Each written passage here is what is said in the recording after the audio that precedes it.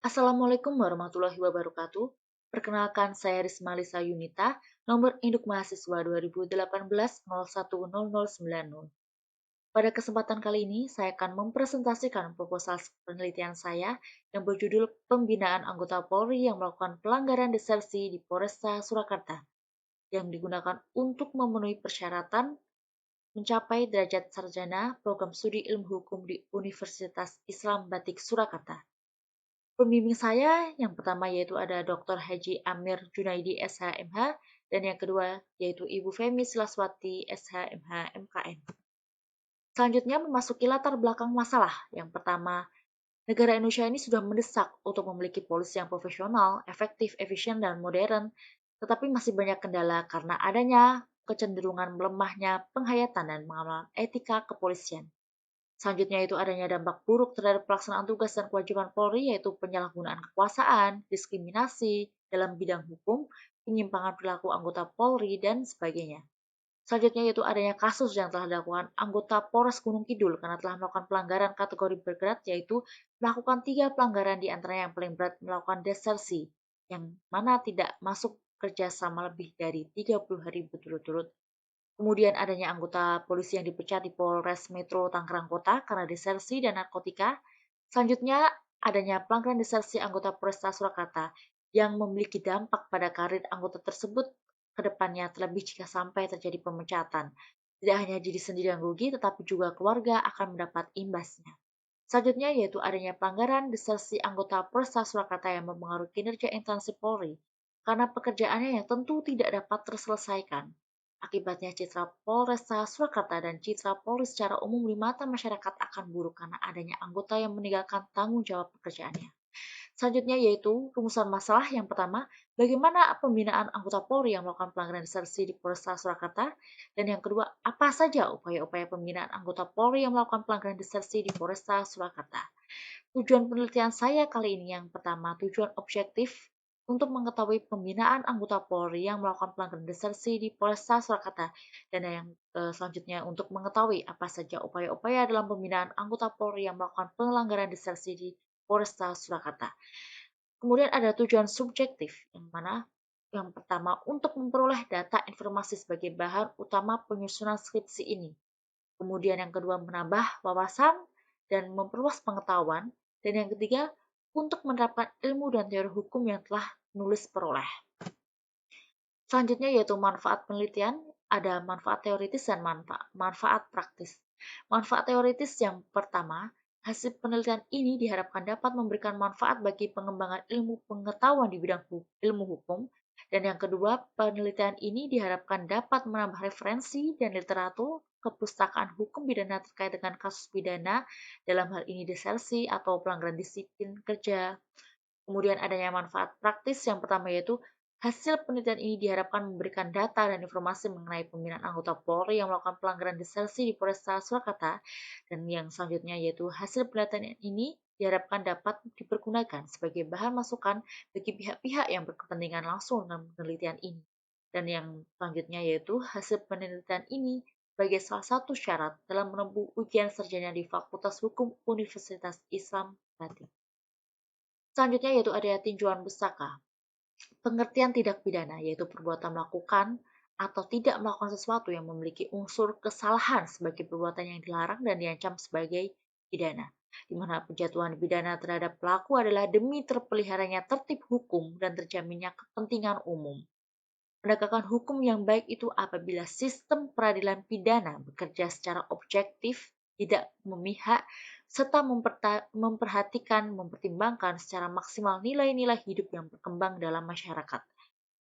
Suatu pendekatan sistem adalah pendekatan yang mempergunakan segenap unsur yang terlibat di dalamnya sebagai salah satu kesatuan dan saling berhubungan interrelasi dan saling mempengaruhi satu sama lain.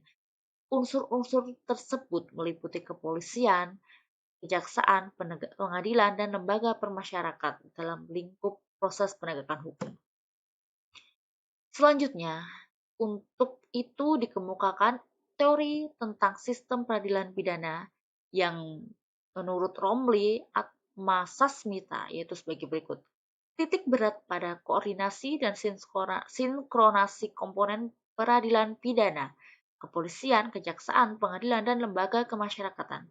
Selanjutnya yaitu pengawasan dan pengadilan penggunaan kekuasaan oleh komponen peradilan pidana.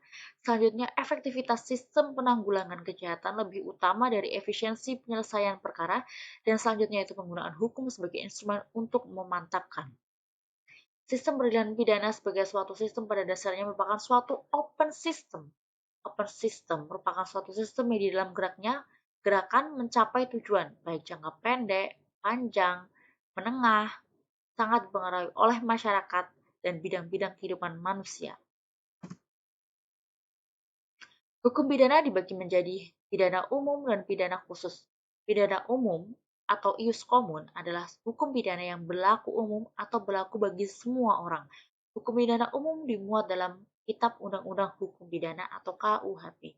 Selanjutnya, untuk hukum pidana khusus atau ius spesial adalah hukum pidana yang berlaku bagi golongan-golongan tertentu, misalnya anggota TNI atau yang disamakan dengan anggota TNI atau yang memuat perkara-perkara pidana tertentu.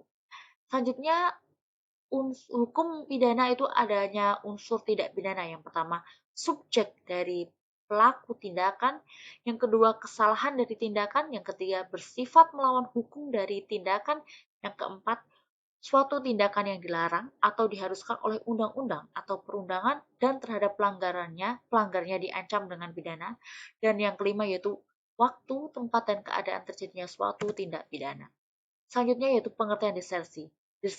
Desersi merupakan suatu tindak pidana khusus dilakukan oleh seorang militer karena bersifat melawan hukum dan bertentangan dengan undang-undang, khususnya hukum pidana militer yang diatur dalam pasal 87 Kitab Undang-Undang Hukum Pidana Militer atau yang kita sebut KUHPM, dengan intinya yaitu pergi dengan maksud menarik diri untuk selamanya dari kewajiban-kewajiban dinasnya, kemudian yang karena kesalahannya atau dengan sengaja melakukan ketidakhadiran tanpa izin dalam waktu damai lebih dari 30 hari, kemudian yang dengan sengaja melakukan ketidakhadiran tanpa izin dan karenanya tidak ikut melaksanakan sebagian maupun seluruhnya dari suatu perjalanan yang diperintahkan.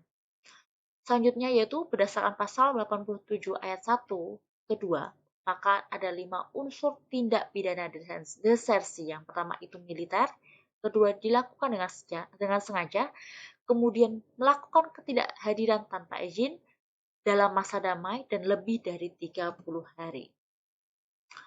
Adapun teori yang berkaitan dengan tindak pidana desersi yaitu teori kesadaran hukum. Kesadaran hukum merupakan salah satu unsur penting selain unsur ketaatan hukum yang sangat menentukan efektif atau tidaknya pelaksanaan hukum atau perundang-undangan dalam masyarakat. Adapun faktor yang mempengaruhi kesadaran hukum menurut Surjono Sukanto, yaitu pengetahuan tentang kesadaran hukum. Selanjutnya, pengakuan terhadap ketentuan-ketentuan hukum. Kemudian, penghargaan terhadap ketentuan-ketentuan hukum, penghargaan atau sikap terhadap ketentuan-ketentuan hukum, serta ketaatan terhadap masyarakat terhadap hukum. Selanjutnya yaitu metode penelitian. Yang pertama yaitu ada jenis penelitian yang digunakan itu adalah penelitian empiris, yaitu dengan penelitian adanya data-data lapangan sebagai sumber data utama, seperti wawancara dan observasi. Kemudian sifat penelitian. Sifat penelitian ini bersifat deskriptif yang bertujuan untuk melukiskan tentang suatu hal di daerah tertentu dan pada saat tertentu. Kemudian ada jenis data primer yaitu data yang diperoleh dari hasil penelitian lapangan dengan cara mengajukan pertanyaan secara lisan atau wawancara. Kemudian ada data sekunder, yaitu dari penelitian bahan pustaka dengan cara mengumpulkan data yang terdapat dalam peraturan perundang-undangan, buku, dan artikel yang hubungannya dengan masalah yang akan diteliti. Kemudian teknik pengambilan data, yaitu ada studi lapangan dan studi kepustakaan. Studi lapangan merupakan teknik pengumpulan data dengan terjun langsung ke objek penelitian. Kemudian yang studi kepustakaan, yaitu dengan membaca dan mempelajari segala bahan seperti buku, literatur, tulisan ilmiah, undang-undang, dan lain-lain. Selanjutnya, yaitu teknik analisa data. Setelah mendapatkan data, diperoleh metode teknik analisa data yang menggunakan analisis data kualitatif yang mana penulis ditujukan terhadap kasus-kasus yang tidak dapat disusun ke dalam sebuah kategoris. Dalam menganalisa data yang akan diperoleh, penulis yaitu deskriptif analitis, di mana untuk memberikan data yang seteliti mungkin dengan gejala atau gejala-gejala lainnya. Selanjutnya yaitu sistematika penulisan skripsi. Yang pertama yaitu adalah bab 1 pendahuluan yang berisi latar belakang masalah, perumusan masalah, tujuan penelitian, manfaat penelitian, landasan teori, dan metode penelitian. Selanjutnya yaitu bab 2 mengenai tinjauan teori, berisi pengertian tindak pidana, pengertian disersi, dan hasil penelitian terdahulu. Dan bab 3 deskripsi umum, berisi sejarah di Polresta Surakarta, visi dan misi. Dan yang keempat yaitu pembinaan anggota Polri yang melakukan pelanggaran disersi di Polresta Surakarta. Yang pertama, bagaimana pembinaan anggota Polri yang melakukan pelanggaran desersi di Polresta Surakarta? Dan yang kedua, upaya-upaya yang dilakukan pembinaan anggota Polri yang melakukan pelanggaran desersi di Polresta Surakarta. Kemudian bab 5 penutup dan dalam bab ini berisi tentang kesimpulan dan saran-saran dari penulis. Selanjutnya daftar pustaka dan yang terakhir adalah lampiran. Terima kasih, sekian presentasi proposal penelitian dari saya. Wassalamualaikum warahmatullahi wabarakatuh.